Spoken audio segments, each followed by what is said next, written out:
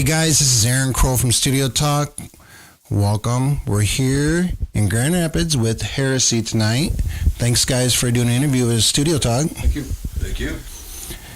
I want to ask you guys, what are your influences that got you involved in music?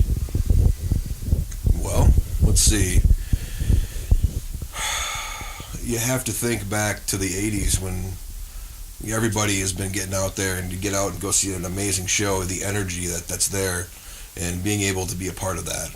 That's always been something I always want to get out there and be able to be a part of, and to have that collective with everybody in the crowd, being on stage and being able to help people get into that's just amazing. It is. It's amazing. And for me, it was growing up through the 80s, seeing thrash metal videos and seeing the excitement of the crowd and seeing the same excitement of the band going back and forth. Mm-hmm.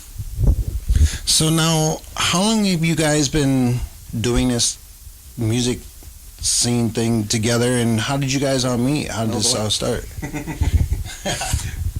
This band started in, 98? 98. Yep. And I was forced to leave the band in 2001? No, it was actually 2002. 2002. I had nerve damage in my arm. They continued on for a little bit. Yep. For another year or two?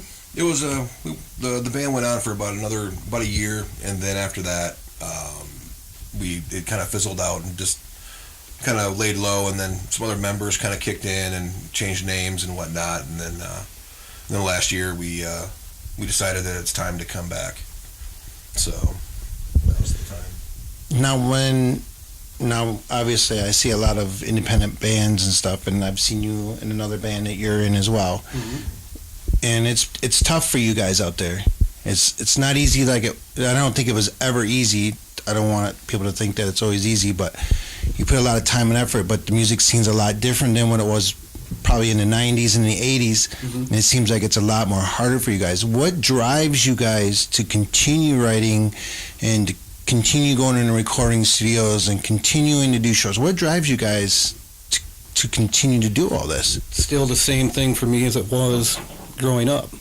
I mean, we play shows, we see the excitement coming from the crowd. Mm-hmm. That still drives me just like it did. It's totally the release. I mean, for the catharsis for me, I've always grown up as an angry little asshole. That's just what I've always been, and to be able to put that into something creative, to constructively do something, and then see people that can understand And just that. relate to us. Yeah, and you get on stage, whether it's 5 people or 500, and you get that everybody there together, that you're there together for the same reason, and you can get up there, raise your fists up, and go, hell yeah. Now, when you guys have played with other bands and stuff, has there been anything you guys have seen that you've, like techniques or anything that you've learned that, hey, maybe we could add that in our show? Or has there been things that you've learned or you wanted to put into your own shows to? Always. I mean, different techniques that drummers playing. I mean, you pick up on different things from each other and all the time without even realizing it. Yeah, totally. That's the same thing. I'll take it back to in the 90s. I played with a band called A-Frame here in town, and we were pretty popular at the time when Clutch was coming up. I mean, there was so many other bands that came up, but then getting a chance to meet bands like that, Overkill, Propane, Napalm Death, yeah. I mean, you get to see these bands. Acid Bath played twice with those guys, and getting a chance to talk to these guys and where they came from, to be able to do these things and see like different techniques, like from that bass playing.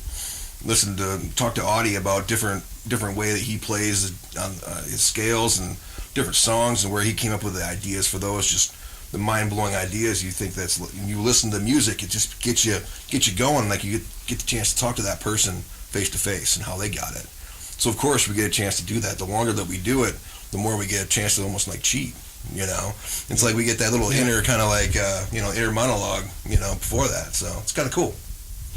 What I find amazing is, I hang around with a lot of independent artists here in Grand Rapids, and I've met some that are touring and, from other towns and stuff, and it's amazing how you guys all gel together, and you can have different styles of music and it's all like one big family, man. You guys are all gelled together, help each other, I mean, I've been to shows where guitars are broken. These guys throw their guitars up to them, don't even know these guys, you know.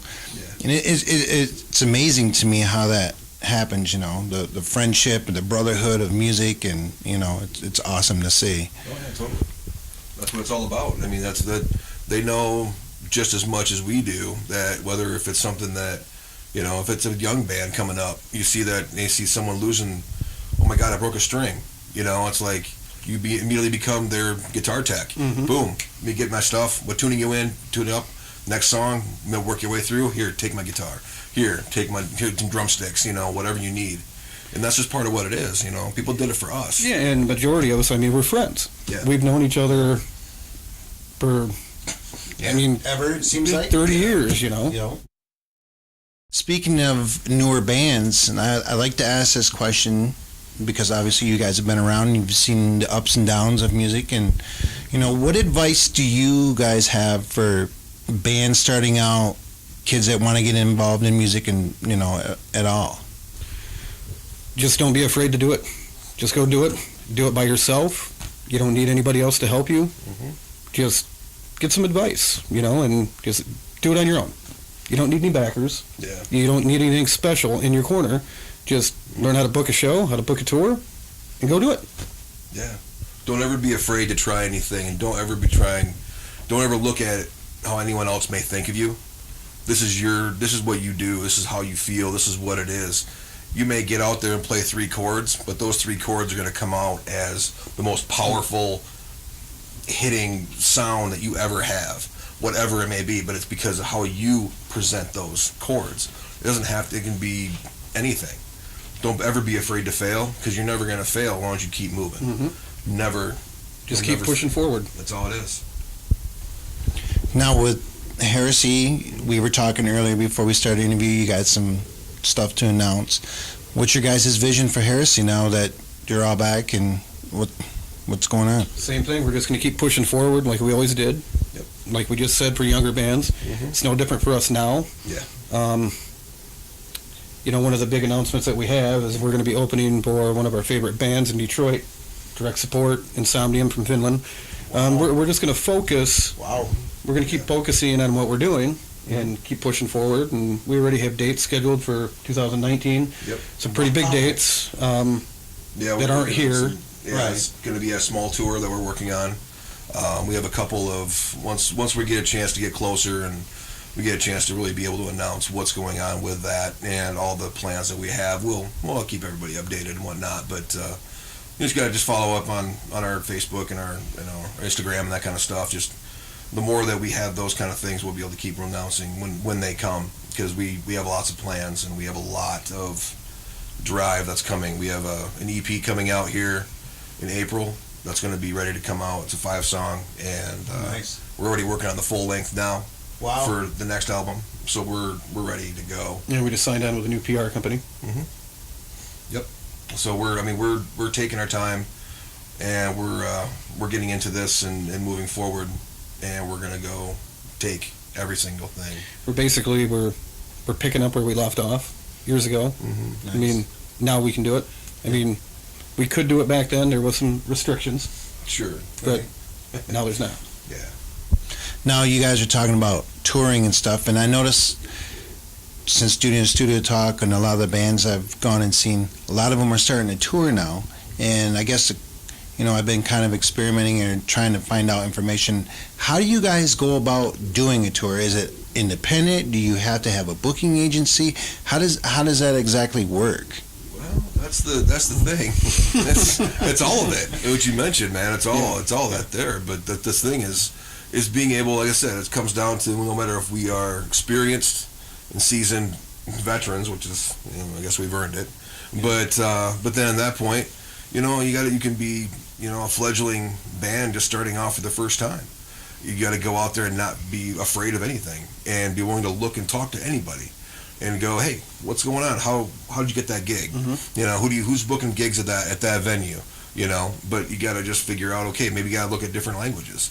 Hey, so we need to go translate that into German or Russian or Italian, or Mexico, anything. I wouldn't even have thought of that. Yeah. Different languages. Yeah, just emails alone, and trying to contact different people that You know, that's all part of that networking, man. And that's just the world's so small now. I mean, just even 10 years ago, when we were still doing it, and other bands, the world's gotten so small and so accessible. All you got to do is just either click a like on a page or send an email, and boom, here it is. Now, how can fans and venues, if there's some venues that want to book you guys to play some shows here in town or even out of town, whatever, how can they get a hold of you guys and get a hold of your merch? Just like any other band, we're on Facebook. Mm-hmm. Just Instagram, Facebook, Twitter, all the social medias. YouTube. Yeah. So, I mean, anything that's going to be out there, anything that they can search for all that. Our music's going to be on Apple and Spotify and all that. Once we get it all ready to go and get it put out. So it'll be all available everywhere. But as far as that goes, I mean, all of our contact information is going to be in that for emails and all that. If anybody professionally wants to get a hold of us to do something, we'll listen to any offer.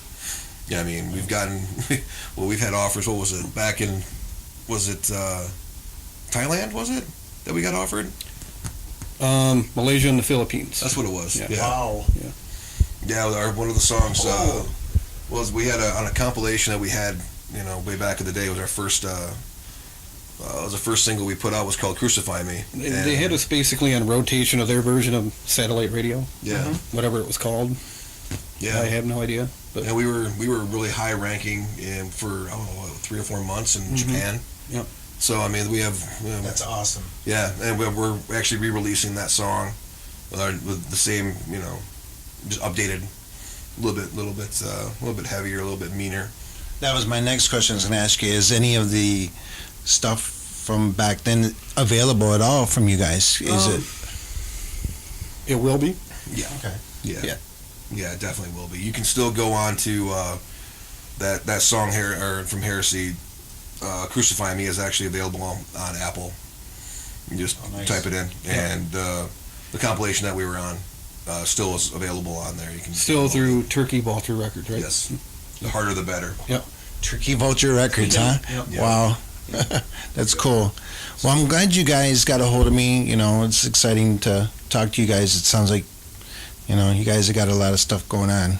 And Studio Talk and myself and everybody, we wish you guys the best and stay in touch with me, because you guys come back, whatever you guys are doing. I hope we get to do a follow-up and you get your EP out. Let me know. We'll do an interview so we'll get that out there, Thanks, man. So I really look forward to hearing it too. Can't wait to get my hands on a copy of it. So, but I appreciate you guys very much. Stay in touch. And Thank you, man.